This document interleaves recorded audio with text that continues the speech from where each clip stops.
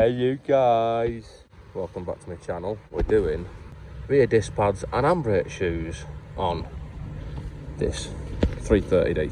Back plates are fucked, so I'm gonna have to bodge them.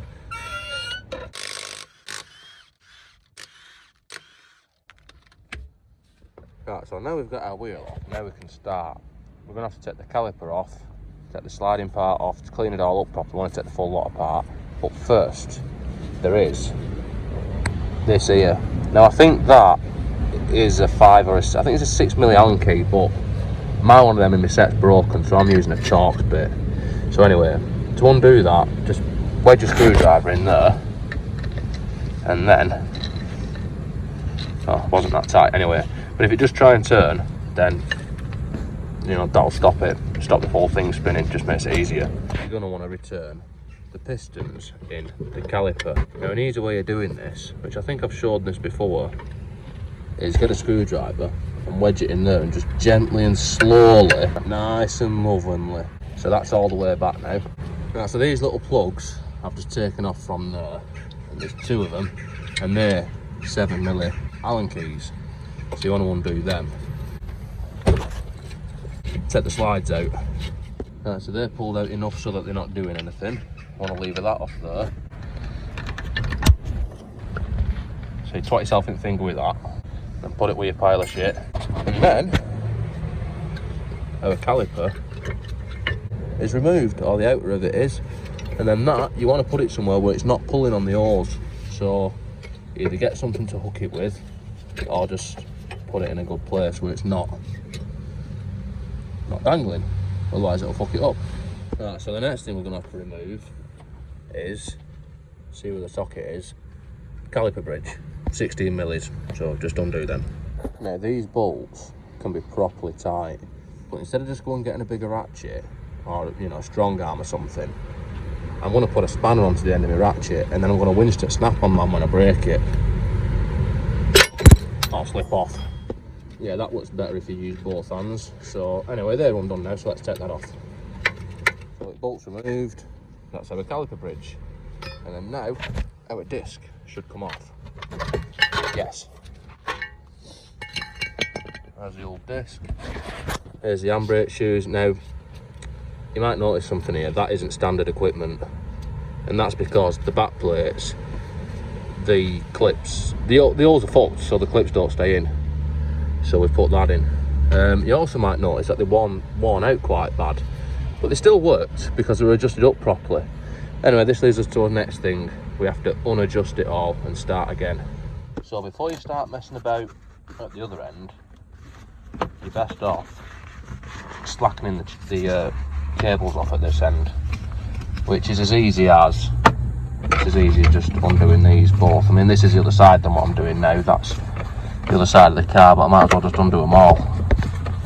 So anyway, let's back them off fully. Right, so they're both fully backed off. Right, so now we want to be taking these shoes off, but first, if you look at this here, this is the adjuster. So when you're trying to adjust it up, I mean, you screw that in, that's making it go further out, and to back it off, it wants to go that way. So this is a spring puller. This is supposed to be a nice little clip that you just turn a quarter of a turn and goes in.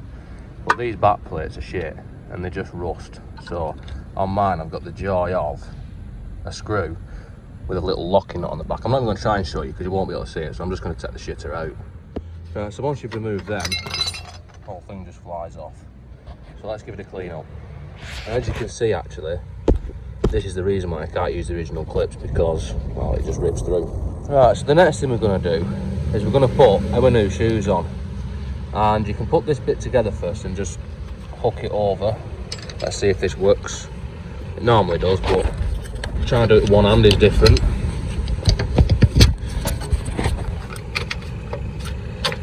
So anyway, yes. Right, so it's sort of roughly in place. I've not put the spring on this side yet. And like I say, I'm going to put these bolts into the back plate. A little screw through. And then, right, we're going to put a washer on the back with a little lock nut on. And the reason you have to use a lock nut is because you can't tighten it up properly. Because if you tighten it up properly, it's going to end up making the brakes bind or something, because it'll stick the, you know, the shoes will end up sticking out when you put the handbrake on. So you've got to put it on baggy. So yeah, lock nut stops it coming loose. Or it has done up until now anyway, so let's put that on. And there is where our lock nut's going. Right, so we've put these in so that they're tightened up to take up the slack, but they're not tight where they're stopping anything to move. So we'll put our springs back on. That's the springs back on.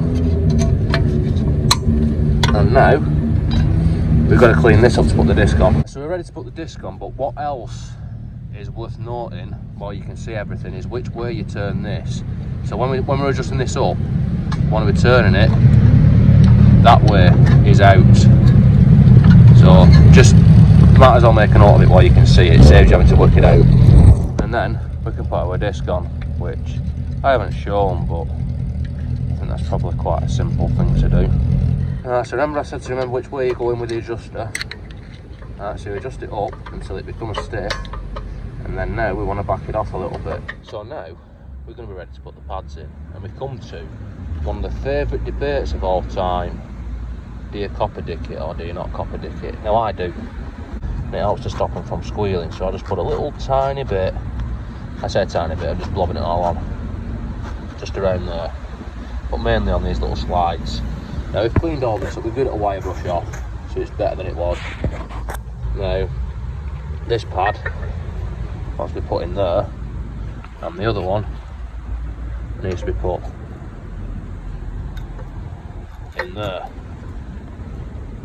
And then this slides onto there, and then we put our 7mm Allen bolts back in and tighten them up. So once them are tight, you can put your caps back on, and this thing needs to be put into like that.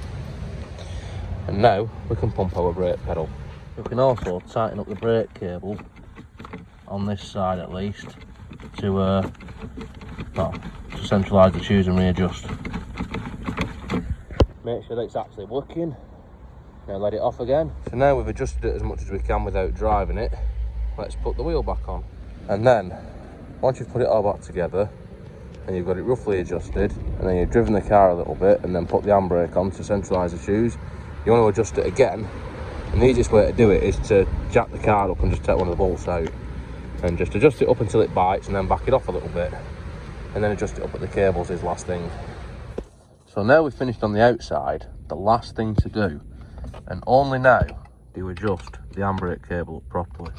Now if you notice, this has got slack on the cables. You can't really see the other one, but it's got slack on the cables, and I've actually got an half decent handbrake, so all I'm going to do is take the slack out, because if you tighten up too much, then you'll end up with your brakes binding. So just adjust the slack out and see how it feels. Then obviously refit this Johnny, and you can enjoy the novelty of a working handbrake on a BMW. Anyway, don't forget to like, subscribe, comment, tell me what I've done wrong, all the usual shit. Peace out, my G's.